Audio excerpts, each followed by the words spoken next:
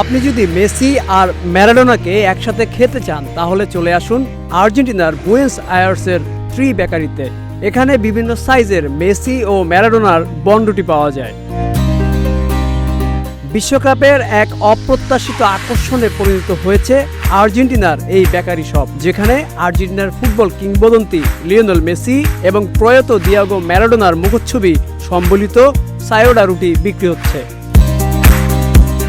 প্রস্তুতকারক নিকোলাস অত্যন্ত যত্ন সহকারে প্রতিটি রুটি তৈরি করেন। বেক করার আগে তিনি বিশেষ স্টেন শিল ব্যবহার করে খামির উপর কোকো পাউডার ছিটিয়ে দেন, যার ফলে তৈরি হওয়া রুটির উপরিভাগে ফুটবল কিংবদন্তির বিস্তারিত প্রতিকৃতি ফুটে ওঠে। ইয়ের নোভাই ব্যাখ্যা করেন, রুটির উপর আমাদের আইডলের মুখচ্ছবি দেওয়ার ধারণাটি প্রথম আমার মাথায় আসে।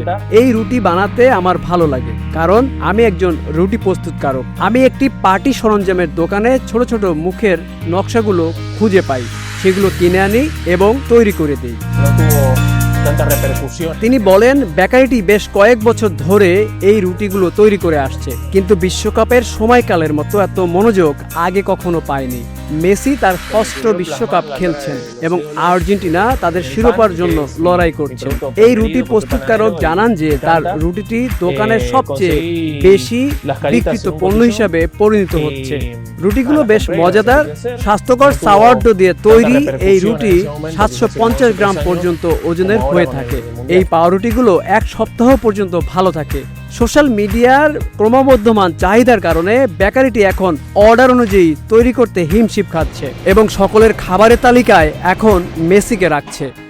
Aminul Islam, news flash 71।